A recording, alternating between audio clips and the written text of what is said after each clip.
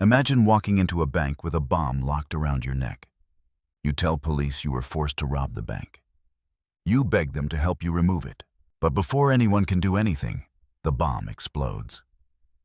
In 2003, a bizarre and terrifying crime shocked the country. And even today, parts of the mystery remain unexplained.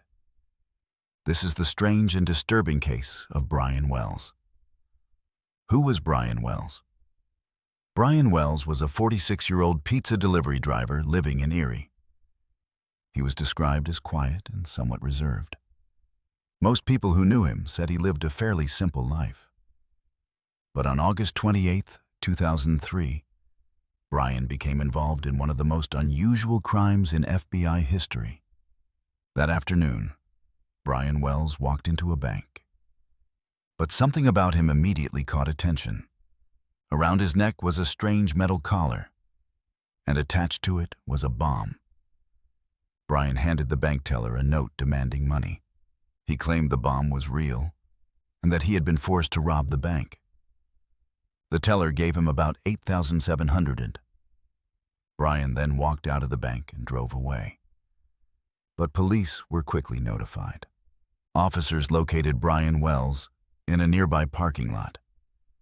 When they approached him, he appeared frightened and confused. Brian told them something shocking. He said the bomb around his neck had been locked onto him, and that he had been given instructions to complete a series of tasks. If he failed, the bomb would explode. The bomb explodes. Police officers quickly realized the situation was extremely dangerous. They called for bomb disposal experts.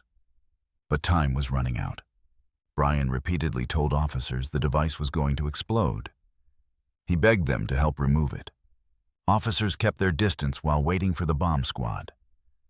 Then suddenly the bomb detonated. The explosion killed Brian Wells. The horrifying moment was captured on news cameras covering the scene. But investigators quickly realized something even stranger was happening. Because this robbery appeared to be part of a much larger plan. After the explosion, investigators found something unusual in Brian's car, a series of handwritten instructions. The papers described a bizarre scavenger hunt. Brian had been ordered to travel to several locations and complete tasks. Each step would supposedly lead him to the key that could unlock the bomb around his neck. But investigators soon began to question something important. Was Brian Wells truly a victim? Or was he somehow involved in the plan? The case quickly became one of the most complex investigations the FBI had ever faced. Detectives uncovered a strange group of people connected to the plot.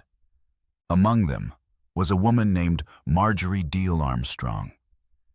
She was known to police and had a history of criminal activity. Investigators eventually concluded that the robbery had been part of a complicated scheme to obtain money. Several people were later charged and convicted for their roles in the crime. But the investigation left many disturbing questions. Even after arrests were made, investigators were never able to fully explain one key detail. How much did Brian Wells actually know about the plan? Some believe he was completely forced into the situation. Others think he may have been partially involved, but did not expect the bomb to actually explode. Because the truth died with Brian Wells that day. And the strange and twisted plan remains one of the most disturbing criminal cases in modern history. The pizza bomber case continues to fascinate investigators and true crime researchers because it raises one chilling question. Was Brian Wells a victim or part of a plan that spiraled out of control? Let me know what you think in the comments.